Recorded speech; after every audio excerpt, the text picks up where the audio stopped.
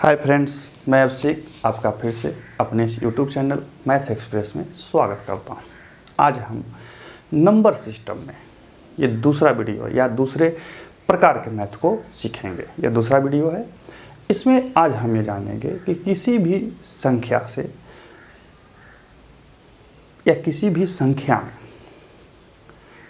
अभाज्य गुणनखंडों की संख्या कैसे ज्ञात की जाती है और साथ ही किसी भी संख्या से या किसी भी संख्या में भाजकों की संख्या क्या होती है, डिवाइडर्स के जो नंबर्स होते हैं वो कैसे कितने होते हैं, कैसे निकाला जाता है, यही दोनों को सीखेंगे। अब आपसे पूछेगा कोई सवाल कि 20 के अभाज्य गुणनखंडों की संख्या कितनी है, 20 के अभाज्य गुणनखंडों की संख्या कितनी है। दूसरा उसी सवाल पूछेगा कि 20 के भाजकों की संख्या यानी कि 20 कुल कितनी प्रकार की संख्याओं से डिवाइड होता है, कितनी है। ये दोनों सवाल लगभग एक जैसे दिखते हैं लेकिन एक है नहीं। इन्हीं दो चीज़ों में डिफरेंस को पकड़ेंगे, समझेंगे और साथ ही आपको मैं बताऊंगा कि इससे प्रश्न कैसे पूछे जाते हैं। हमारे स्क्रीन पे आपको दो प्रश्न दिख रहे होंगे। पहला है 30 का पावर 11 गुने 22 का पावर 5 गुने 34 के पावर 11 के अभाज्य गुणनखंडों की संख्या क्या होगी। ऑप्शन है आपके 50, 51, 52, 65।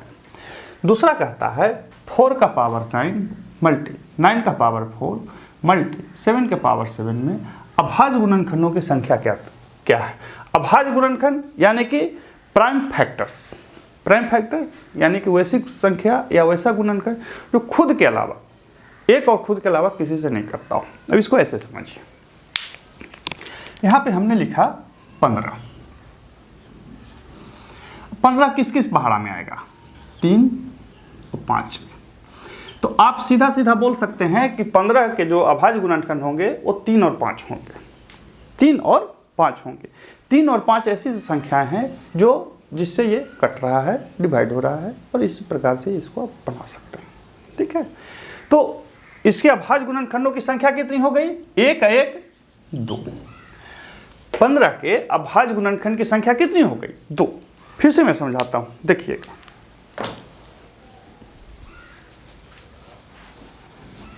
देखिए मूल चीज को ध्यान रखिएगा, दिक्कत नहीं है। यदा कदा ऐसे प्रश्न पूछ लिए जाते हैं, इसमें कोई ट्रिकबाजी नहीं है, मेन समझ है। आपसे पूछा 20 के अभाज्य गुणनखंड की संख्या बताओ। 20, तो हम 20 को ऐसे लिख सकते हैं, 20 2 से भी कटता है, 4 से भी कटता है, 5 से भी कटता है, 10 से भी कटता है और 20 से भी कटता है। इतना प्रकार से कटता है, लेकिन हमको अभाज्य में करना है तो हम इसको ऐसे करेंगे, 20 के 2 10 2 5 5 1। यानी कि हम यदि 20 को प्राइम फैक्टर्स में लिखें तो 2 गुने 2 गुने 5 कितना हुआ, टोटल 3 प्रकार के या 3 इसमें अभाज्य गुणनखंड होंगे। 20 में 3 अभाज्य गुणनखंड होंगे। तो हम इसको ऐसे भी लिख सकते हैं, 2 के पावर 2 गुने 5 के पावर 1। लिख सकते हैं या नहीं लिख सकते हैं, लिख सकते हैं। तो 2 प्लस 1 बराबर कितना, 1 बराबर कितना, 3। तो यानी कि 20 में अभाज्य गुणनखंड की संख्या हो गई 3। अब फिर से देखिए एक और संख्या की ओर चलते हैं। जो सूत्र है मैं वही बता रहा हूं, लेकिन समझा के बता दे रहा हूं ताकि आपको कहीं प्रकार का कोई दिक्कत नहीं हो समझने में, बताने में, जानने में। प्रश्न है 50 के अभाज्य यानी कि प्राइम अभाज्य गुणनखंड की संख्या बताओ। 50 का, तो हम 50 को कैसे लिख सकते हैं, हम फिर से इसका कर लेंगे, 2 से 25 बार में, 5 से 5 बार में, 5 से 1 बार में, यानी कि 2 गुने 5 गुने 5 तो कितना हो गया 2 का पावर 1 गुने 5 का पावर 2, तो 2 1 3, यानी कि 50 में 3 जो हैं वो अभाज्य गुणनखंड हैं। कौन कौन? 2 5 5। अब कैसे से देखिए 50 कौन कौन सा पहाड़ा में आता है, ध्यान दीजिए। 1 में आएगा, 2 में आएगा, 5 में आएगा, 10 में आएगा, 25 में आएगा और 50 में आएगा। तो यदि आपसे कोई पूछे कि 50 के भाजकों की संख्या कितनी है, तो 1 2 3 4 5 6 प्रकार के नंबरों से 50 जो है वो डिवाइड हो रहा है। लेकिन आपसे सवाल पूछ रहा है कि अभाज्य गुणनखंड, अभाज्य संख्याएं, प्राइम नंबर्स उन नंबर्स को कहा जाता है जो 1 और 2 के अलावा किसी, सॉरी 2 नहीं, 1 और 7 के अलावा किसी से नहीं कटते। जैसे 1 2 3 5 7 11 13, ये सब प्राइम नंबर्स, इसको ध्यान रखेंगे। वही यहां पर पूछ रहा है। तो हमने जब आपको ये बताया, एक और उदाहरण लेते हैं, एक और उदाहरण लेते हैं। एक और उदाहरण से हम समझते हैं कि आखिर ये कैसे काम करेगा। फिर मैं आपको सूत्र बता दूंगा। जब सूत्र आप देख लेंगे तो फिर आपको समझ में आ जाएगा कि ये सूत्र पर कैसे काम करेगा। 100, अब देखिए 100 के अभाज्य गुणनखंड की संख्या बताओ, है ना। अब देखिए 100 को निकालेंगे, अभाज्य गुणनखंड ऐसे निकालते हैं ना, ये सबसे आसान विधि हमको लगता है, कहीं पर भूलने वाला नहीं है, दिमाग नहीं घूमेगा। 50, 2 से 25, 5 से 5, 5 से 1, तो हम 100 को ऐसे लिख सकते हैं 2 गुने 2 गुने 5 गुने 5, ठीक है। 2 दूनी 4, 4 5 20, 20 25 100, 2 के पावर 2 गुने 5 के पावर 2 हो गया। अब हम कह रहे हैं कि दोनों घात को जोड़ दीजिए, तो 2 के घात 2 प्लस 5 के घात 2, ये कर तो कितना 4, यानी कि 100 के अभाज्य गुणनखंड की संख्या कितनी हो गई 4। 100 के अभाज्य गुणनखंड की संख्या कितनी हो गई 4। यहां देखिए तो 4 है, 1 2 3 4। तो ये एक पैटर्न है। इसी पैटर्न के आधार पे एक सूत्र बना। क्या बना? सूत्र बना। सूत्र क्या बना सो देख लीजिए।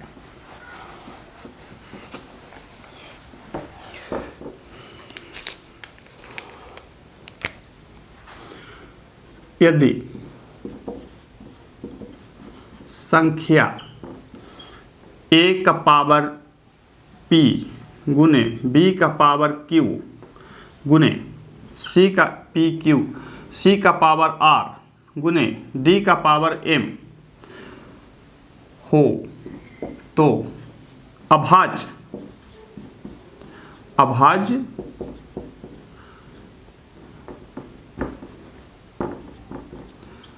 गुणनखंड की संख्या बराबर p plus q plus r plus m होगी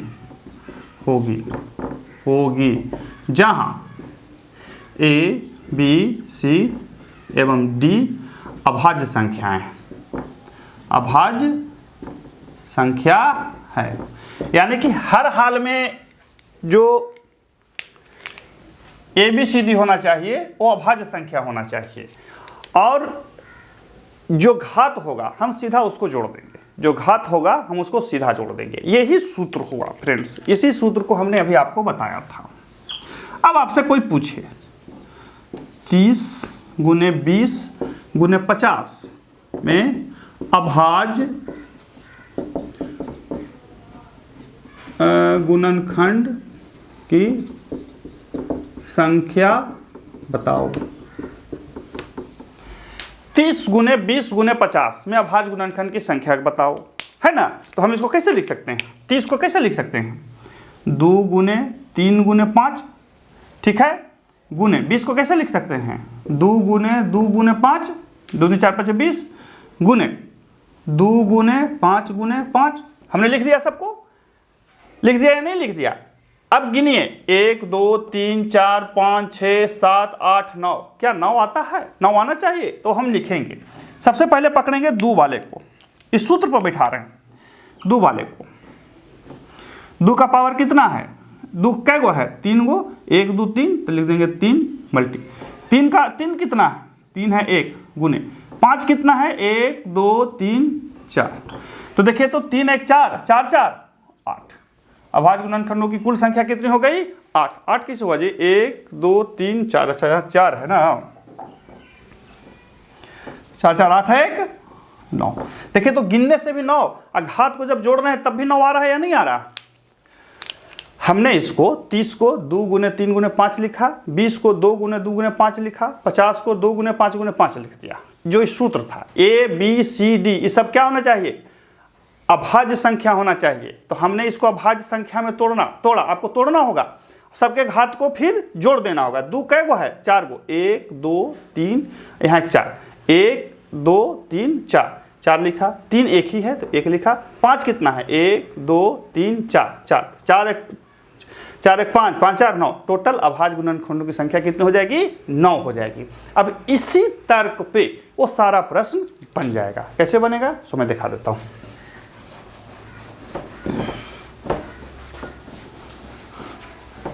देखिए ये सब एकदम आसान रहता है। आप बहुत सारे क्या बोलते हैं सोशल साइट्स पर देखते होंगे कि ऐसे वैसे कुछ नहीं है। ये एक दिमागी गेम होता है परीक्षाओं में और कहीं पे कुछ नहीं होता। अब हम इसको बनाएंगे 30 का पावर 11। देखिए प्रश्न है 30 का पावर 11 गुने 22 के पावर 5 गुने 34 के पावर 11 यही है ना। तो हम 30 को 2 गुने 3 गुने 5 11 लिख सकते हैं, गुने 2 गुने 11 के पावर 5 लिख सकते हैं, गुने 2 गुने 17 के पावर 11 लिख सकते हैं नहीं लिख सकते। देखिए हमने 30 को इस प्रकार से लिखा, 22 को इस प्रकार से लिखा, 34 को इस प्रकार से लिखा। अब इसको तोड़ देते हैं। 2 के पावर 11 गुने 3 के पावर 11 गुने 5 के पावर 11 गुने 2 के पावर 5 गुने 11 के पावर 5 गुने 2 के पावर 11 गुने 17 के पावर 11 हो गया। अब हम इसको एक जगह कर लेते हैं। कैसे एक जगह करेंगे तो 2 को एक जगह कर लेंगे, 2 को एक जगह कर लेंगे तो 2 का पावर जुड़ जाएगा कितना 11 11 5 16 16 11 27 यही होगा ना। गुने 3 का पावर 3 कितना जगह है 3 सिर्फ एक ही जगह है, 3 एक ही जगह है 3 कहीं नहीं है तो 11 गुने 5 के पावर 5 कहीं और है, 5 सिर्फ यहाँ पे है कहीं और कहीं है, 5 कहीं और नहीं है तो 11 गुने 11 के पावर कितना 5 गुने 17 के पावर कितना 11। हमने सबको देखिए प्राइम फैक्टर्स में लिख लिया। हमने सिर्फ और सिर्फ इसको अभाज्य गुणनखंड में एक साथ सरिया दिया घात को जोड़ करके। अब हमने क्या बोला कि P plus Q plus R plus M dot dot dot dot dot जहां तक होगा तो सबके घात को जोड़ लेना। तो जोड़ लेंगे तो 27 प्लस 11 प्लस 11 प्लस 5 प्लस 11 ठीक है। तो गिन लेते हैं 1 5 1 6 6 1 7 7 1 8 8 6 14 हाथ में बचा 1 1 1 2 2 1 3 3 1 4 4 2 6 64। देखिए तो 64 कहीं पे है, अरे 65 है जी, कहीं गलती गिन ली है क्या। देखिए तो 7 1 8 8 1 9 9 1 10 10 5 15 65 होगा बाबू। तो आपका आंसर आ गया कितना 65। तो हमने इसको यहाँ टिक लगा दिया 65 65 हमारा आंसर आ गया। देखिए हमने कुछ एक्स्ट्रा किया नहीं, हमने आपको पहले एक सूत्र बताया, ट्रिक बताया नहीं, समझदारी बताई।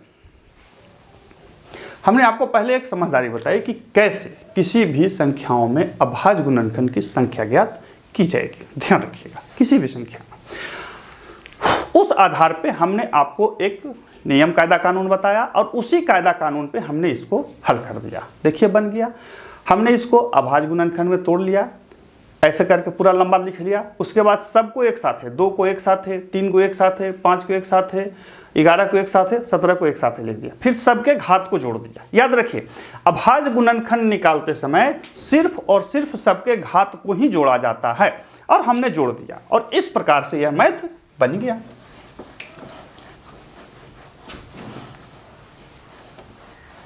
अब देखिए अगला प्रश्न को हम बनाते हैं। अगला प्रश्न क्या है 4 के पावर 9 गुने 9 के पावर 4 गुने 7 के पावर 7, यही है ना। तो हम 2 के 2 यहाँ 9 लिख सकते हैं, 3 के 2 यहाँ 4 लिख सकते हैं, ठीक है। 2 के 2 यहाँ देखिए कि जब भी ये रहेगा ये 4 नहीं रह सकता, जब भी ये रहेगा इसको प्राइम नंबर्स में ही लाना है। मान के चलिए कि वो 15 रहेगा, 15, तो इसको 5 गुने 3 या 3 गुने 5 आपको लिखना होगा, यहाँ 97 रहेगा, तो फिर इस प्रकार से ये रहेगा, ठीक है ना। इस तरह से आपको तोड़ना होगा, ऐसे नहीं है कि आप इसको डायरेक्ट लिख देंगे। हर हाल में इसको आपको प्राइम नंबर्स में ही लाना है। हमने इसको प्राइम फैक्टर्स में तोड़ा, अभाज्य गुणनखंड में तोड़ा, तो हमको इसको भी तोड़ना होगा। तो अब देखिए 2 के पावर 18 गुने 3 के पावर 8 गुने 7 के पावर 7। अब देखिए सब अभाज्य संख्या में टूट गया या नहीं टूट गया, सबका सब अभाज्य संख्या में टूट गया या नहीं टूट गया। यहाँ 4 हम लिख दिया, 7 होगा। अब क्या कहता है, घात को जोड़ें, घात को जोड़ें, मैं लिख के बता देता हूँ। घात को जोड़ें तो 18 + 8 + 7, 18 26, 26 7 33, तो ये हमारा आंसर आ गया। हमने आंसर लगा दिया 33। कोई दिक्कत? कोई दिक्कत नहीं। तो इस तरह से इन प्रश्नों को आप समझ सकते हैं, बना सकते हैं, देख सकते हैं। आपसे इसमें बहुत सारे किसी भी तरह से सवाल पूछ सकता है, वो ऐसे भी पूछ सकता है। 30 गुने 50 गुने 55 के पावर 11 में अभाज्य गुणनखंड की संख्या बताओ। इस तरह से भी प्रश्न पूछ सकता है। तो आपको कुछ नहीं करना है, इसको अभाज्य में तोड़ना है, इसको अभाज्य में तोड़ना है, और इसका पावर 11 है तो पहले 11 गुने 5 कर देना, फिर 11 का पावर 5, 5 का पावर 11, 11 का पावर 11, फिर सबको एक साथ कर लेना, सबके घात को मतलब प्राइम नंबर्स में सजा के घात को अलग अलग लिख लेना है, अंतिम में घात को जोड़ लेना है। तो जब जोड़ लेंगे आपका आंसर आ जाएगा।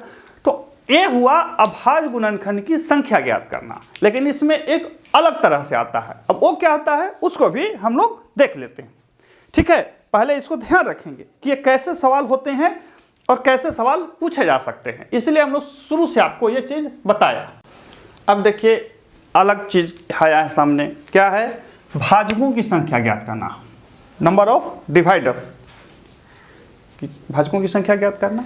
प्रश्न कैसे आता है, संख्या यानी कि नंबर 216 में भाजकों की संख्या बताओ, 360 में भाजकों की संख्या बताओ। सीडीएस में प्रश्न पूछा था कि 360 में भाजकों की संख्या बताओ। अब इसको कैसे समझेंगे, ये भी सेम चीज है, थोड़ा सा अंतर है। कैसे है सो देखिए, 20 में भाजकों की संख्या बताओ। 20 में 20 कौन कौन पहाड़ा में है, 1 में आता है, 2 में आता है, 4 में आता है, 5 में आता है, 10 में आता है, 20 में आता है। 1 2 3 4 5 6 प्रकार के संख्या से ये डिवाइड हो जाएगा, 1 2 3 4 5 6। लेकिन ध्यान दीजिए कि 20 को भी तोड़ सकते हैं, 10 को भी तोड़ सकते हैं, 2 को भी तोड़ सकते हैं, ठीक है। इसका नियम क्या कहता है कि यदि n बराबर a के पावर m, b के पावर n, c के power o, mn o p के रूप में हो, जहां m n o p धन पूर्णांक एवं a b c d अभाज्य संख्या हूँ तो भाजकों मतलब डिवाइडर्स की संख्या बराबर m के पावर m के plus 1 into n plus 1 into o plus 1 into p plus 1 होगी। कहीं कि सिग्मा क्या है, सबसे पहले आप सूत्र को लिख लीजिए। समझ लीजिए, n जहाँ कोई संख्या हो, प्राकृतिक संख्याओं का समूह हो, वहाँ पे a b c d के रूप में हो, a के पावर m गुने b के पावर n गुने c के पावर o गुने d के पावर p के रूप में हो, जहाँ m n o p धन पूर्णांक हो एवं a b c d अभाज्य संख्या हो। याद रखिए ये अभाज्य के रूप में है, ये अभाज्य नहीं है, अभाज्य के रूप में हो तो भाजकों की संख्या बराबर m+1 into n+1 into o+1 into p+1 होगी। यानी कि अभी तक जो हमने सीखा था अभाज्य गुणनखंड में कि घातों को जोड़ देना है, यहाँ पे घातों में एक जोड़ के गुना कर देना है। अब कैसे होगा सो मैं बता देता हूं आपको, ठीक है। इसको लिख लीजिए। अब यहाँ पे हम इसको समझ लेते हैं।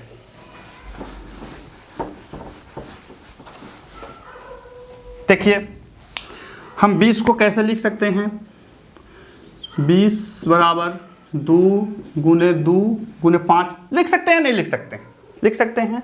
तो हमने क्या किया, 2 के पावर 2 गुने 5 के पावर 1, यही होगा ना।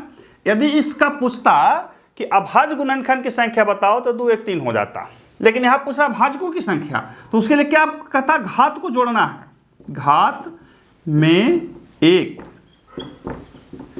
जोड़ कर गुना करेंगे।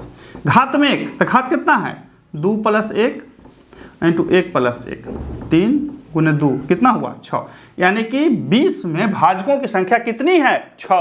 1 2 3 4 5 6। हुआ या नहीं हुआ, हुआ फ्रेंड्स कि नहीं हुआ। फिर से समझाता हूं,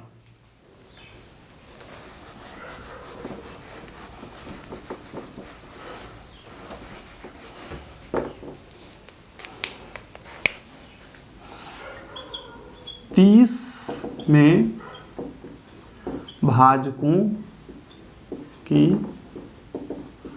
संख्या क्या होगी 30 में।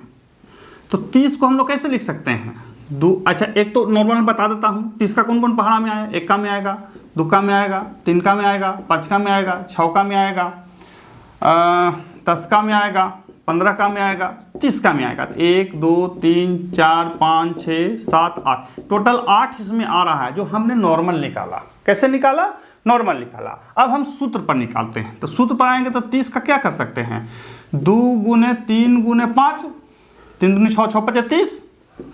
तो यहाँ 2 के पावर 1, 3 के पावर 1, इसका पावर 1, 1 + 1, 1 + 1, 1 + 1, 2 गुने 2 कितना हुआ 8। हुआ या नहीं हुआ। तो यानी कि जब भी किसी संख्या का अभाज्य गुणनखंड निकालना बोले तो घात को सीधा सीधा जोड़ देंगे, लेकिन जब किसी संख्या का भाज्य संख्या, भाजकों की संख्या, डिवाइडर्स के नंबर्स पूछे तो घात में एक करके जोड़ेंगे। अब हम इस प्रश्न को बनाते हैं।